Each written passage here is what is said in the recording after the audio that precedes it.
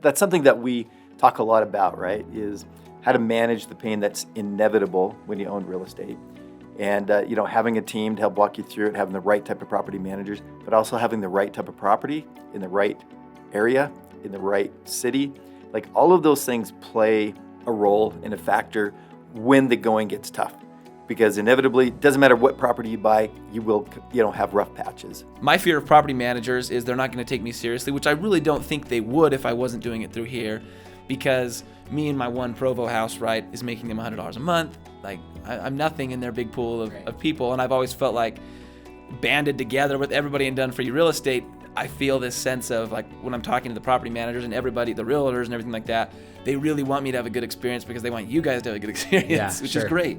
That first property, again, every story revolves around that first property, it seems. But that property in Indiana, our initial tenants seemed great until COVID, and then took advantage of some of the things that happened during COVID, and really, really trashed the house. Like, we're talking like pee, poo, whatever, everywhere, well, right? I don't know animal people. It was pretty destroyed.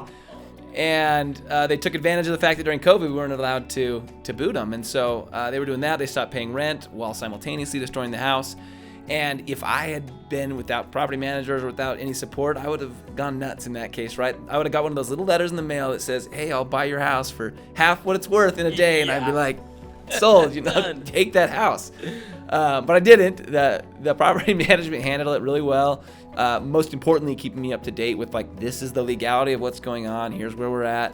It's frustrating that you can't do anything, but this is, at least what your options are and kind of where it is. And they ended up negotiating it and working a way to get the tenant out. But that was simultaneously frustrating, but also very relieving to have somebody there helping me through what could have been a very frustrating process and could have lost me a significant amount of money. And like I said, in the end, they were able to negotiate, because of experience and the fact that they have lawyers and things like that, negotiate something that I guess minimized the pain from that situation. So. Awesome.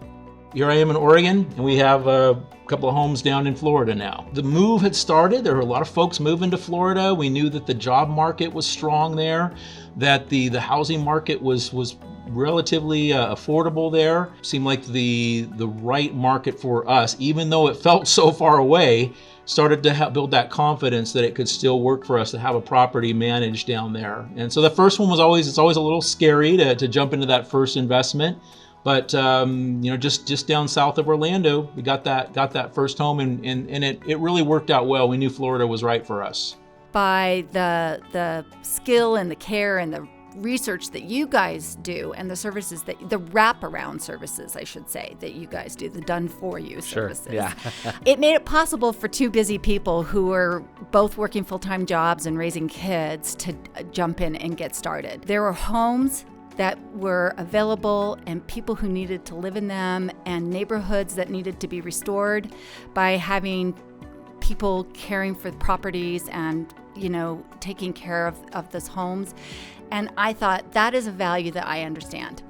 And that is something that I feel like I can personally help solve and be part of a solution that makes a community better. And that was an investment that I could wrap my head around. Really happy with all the care that we have had, even though we've had hurricanes, and we can talk about that.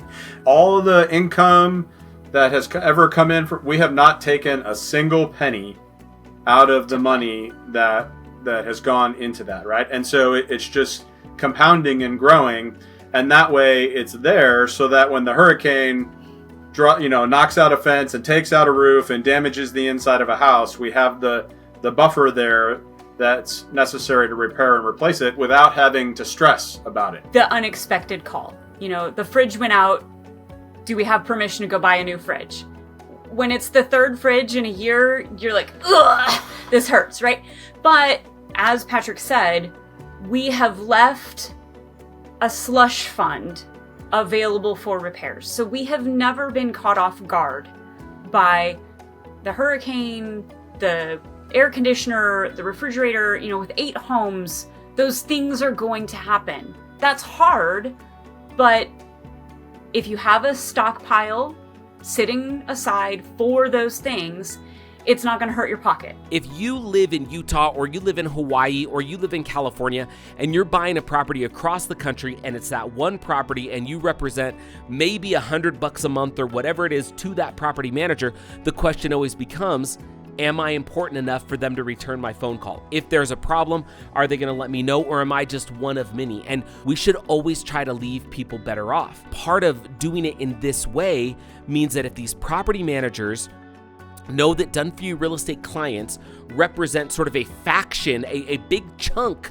of maybe the rents that they're collecting on a monthly basis, now all of a sudden you do matter and they will leave you better off. Our property managers that we work with are awesome, and they know if there's a problem, you, the client, gets us involved. We are going to jump in and have a conversation if we need to, right?